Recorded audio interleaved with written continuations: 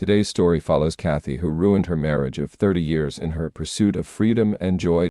I've been married to Kathy for more than 30 years. We met when we were young, and now I'm 59, and she's 55. We have 3 adult children. Our life together has had its good and bad times, but we've always been there for each other. Kathy means the world to me. Kathy has some friends who believe in things like feminism, identity politics, and social justice. It's a bit different from what I think, but that's okay. People have their own ideas about these topics.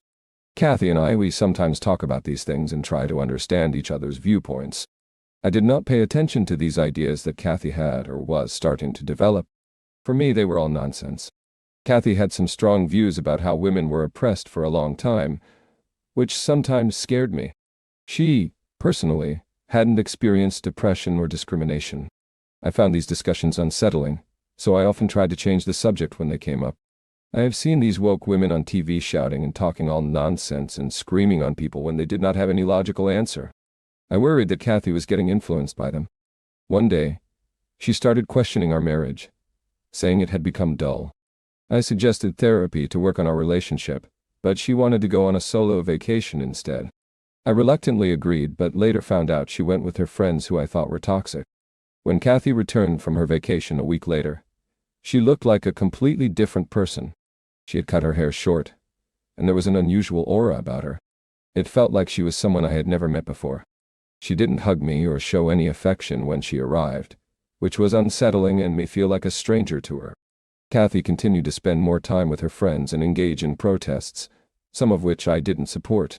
I had a serious conversation with her, expressing my concerns about the direction she was heading. I told her that she needed to reconsider her choices. However, she didn't listen and continued with her activities. Things escalated when she was detained for participating in a protest that disrupted traffic. I had to pick Kathy up from the police station, and during the ride home, we had a very heated conversation. She remained silent throughout, which left me even more concerned about what was happening with her. Kathy began using social media, specifically TikTok, to share her feminist ideas. She started gaining a decent following, and it became clear that she was investing a significant amount of time and effort into her videos. She would spend hours getting dressed and creating her content for the platform. Her social media activities seemed to be consuming a lot of her time and energy. One day I stumbled upon one of Kathy's videos, and I was horrified by the message it conveyed. In the video, Kathy was saying, "Good morning. Do you want to become a miserable older woman? I don't think any of us do. But we've all seen those women who seem unhappy, always complaining and nagging their husbands. We hope we never become one of them. You know how it happens? It often starts with raising a family, working hard, and then suddenly, in our 50s or 60s, we realize we have nothing for ourselves. We don't have a life separate from our family or husband, and we end up presenting everyone. So, here's what I think. We need to create our own lives. We need to have something that's just for us. Something that makes us feel fulfilled and alive. Even if we have a good marriage, we can still be unhappy. We don't necessarily need a divorce, but we need to find what fills us up and makes us feel like we've truly lived our lives. Life is short, and time is running out. What if this is our last year? Would we want to live it the same way we are now? I doubt it.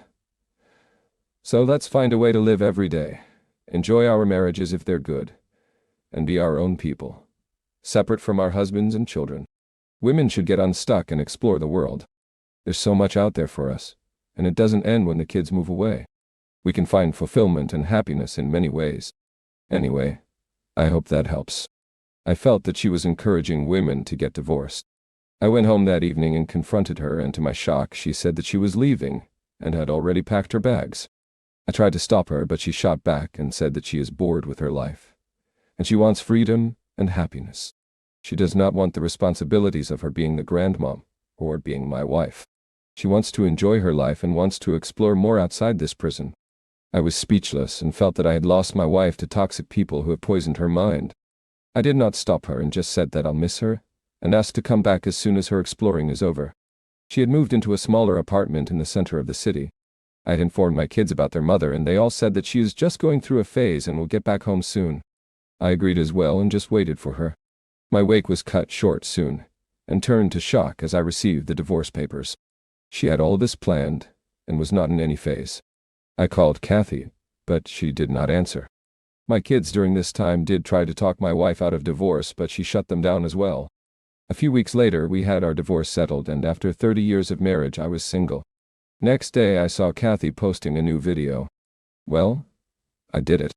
Here I am on my new bed, which feels like a princess bed. It rained all day yesterday while I was moving, but today I woke up feeling different. I felt free, like a weight had been lifted off me, and I was genuinely excited for the first time in years. My place is still a bit of a mess because I haven't unpacked everything yet. And the apartment is pretty small, so I'll need to organize like crazy. But I'm really grateful for this change. It's been a couple of weeks of non-stop moving, but now I'm finally settled into my new apartment. I'll give you a little tour of it tomorrow. For now, I just wanted to say hello. Oh, and my very handsome boyfriend is making dinner for me. Life is good. I was angry and was heartbroken. She broke my home and now has broken my heart. My kids also saw the video and called me to console me and asked me to move on with my life. Eventually, I did move on and found an amazing woman, Maya, who was in her early 40s. She was a high school teacher and was single. We hit instantly and now been going steady. I never informed my ex-wife and I did not think it is important. I planned a trip with my kids and Maya so that everyone can know each other and get along. Maya asked me to invite my ex-wife Kathy, as she felt it was important that she knows that there is someone in my life. So I called Kathy and invited her. Initially, she did not agree to join our trip. I did not tell her about Maya by then. My daughter later called her and asked her to join and informed that the invitation would not be extended again. I had hired an amazing boat ride for all of us, and Kathy was the last to join us. She came alone. I introduced her with Maya and told her how happy I am with Maya. I wish I could click a picture of Kathy at that very moment. Her face was red, and it seemed that she was not expecting me to get a life for me. Throughout the trip, I enjoyed Kathy's disgust towards Maya and me. Although Maya had a noble intention, but I was really enjoying the results. A few days later, we saw another video of Kathy. The last few days have been extremely traumatizing for me, and I blame myself for it, even though I know it's not entirely my fault. I knew on some level that I'd have a strong physical and emotional reaction when I found out that my estranged husband was in a new relationship. We've been separated for a year, but we still spend some time together as a family, and he had reassured me many times that he wasn't seeing someone else. However, it turned out he was. I was unsure about whether I should have gone on the trip. I didn't want my ex-husband to get the wrong idea, but my daughter convinced me to join. She said that he might not invite me again, and looking back, I'm sure why she thought that. What hurt me the most was not that he was in a new relationship. I have a boyfriend myself, but that he didn't tell me. I felt safe around him, thinking he still loved me. He even invited me on a trip with him and our daughters, which I accepted. However, during the trip I discovered some hurtful texts, and it was horrifying. The trauma that followed was intense. I had a physical and emotional breakdown, and I felt like I had completely lost control of my emotions. It was a terrible experience, and I'm struggling to cope with it. Her upset wasn't about losing me. It was more about losing the exclusive access to my resources and the stability he provided. The specific trigger was when she discovered I was telling another woman that I loved her, not just that we were involved romantically. Unlike Kathy's boyfriend, who is only interested in casual relationships, typically don't invest financially and emotionally in her. But when a man like me is in love, he often wants to build a life with the woman he loves. For Kathy, the real trauma was losing her place in my life to another woman. I began receiving numerous calls from Kathy where she expressed her remorse and reminded me that I had asked her to come back. In response, I told her that it was too late and she would no longer be a part of my life. That boat has sailed.